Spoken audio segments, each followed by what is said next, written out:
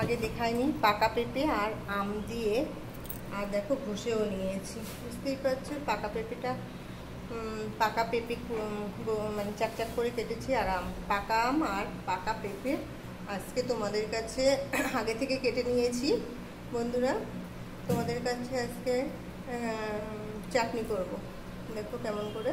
সরষের তেল বসিয়ে দিয়েছি আর শুকনো লঙ্কা দিয়েছি, আর দেখো দু রকম সরিষা আর পাঁচফোড়ন ছেড়ে দিলাম, আর ছেড়ে দিলাম লবঙ্গ তেলের ভিতরে, আর একটা আমি তেজপাতা ছেড়ে দিলাম। আগে আমি সেই ঘটাটাই দিয়ে দিলাম। হ্যাঁ বলো।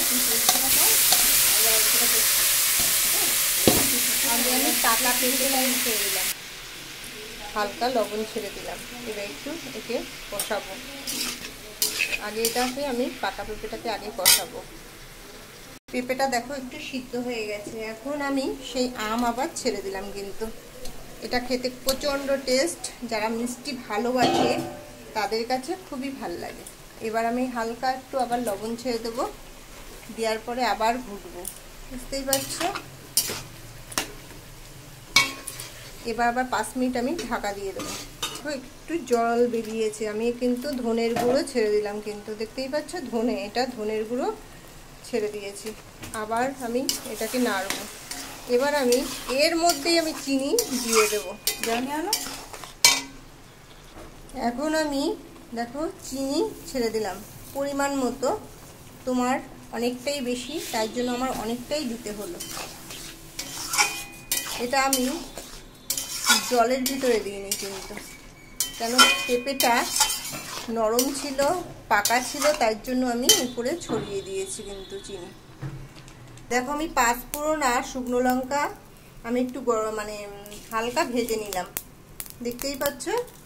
সেই পাঁচফোড়ন আর শুকনো লঙ্কা আমি গুঁড়ো করছি শিলে, একটা সেন্ট বেরোচ্ছে, উফ কি সুন্দর। দেখবা তুমি পাঁচফোড়ন যদি গরম হালকা ভেজে যদি কোনো উপরে দাও ছড়িয়ে, হেভি খেতে লাগে।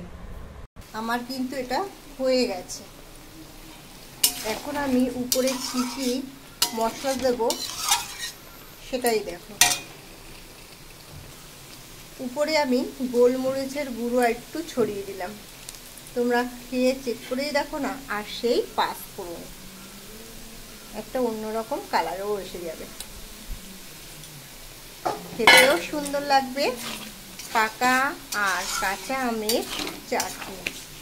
বন্ধুরা আর কি বলবো, লাইক শেয়ার কমেন্ট করো, আমার আর কিছু বলার নেই। টাটা। আমার হয়ে গেছে, এবার নামানোর পালা। আমের পেঁপে আচার কেমন হয়েছে লাইক শেয়ার কমেন্ট করো। এতটা পুরো দমে দেখতেই পাচ্ছ, একটা বাটি পুরো। আমাদের ছেলেমেয়েরা সত্যি করে মিষ্টি খেতে খুবই ভালোবাসে, আচার করলে আর নানা রকমের মশলা দিয়ে করেছি, হেভি সত্যি সুন্দর হয়েছে, খেতেও সেরকম হবে। টাটা, লাইক শেয়ার কমেন্ট করো। আর কি বলবো, আমার পেঁপে আম পাকার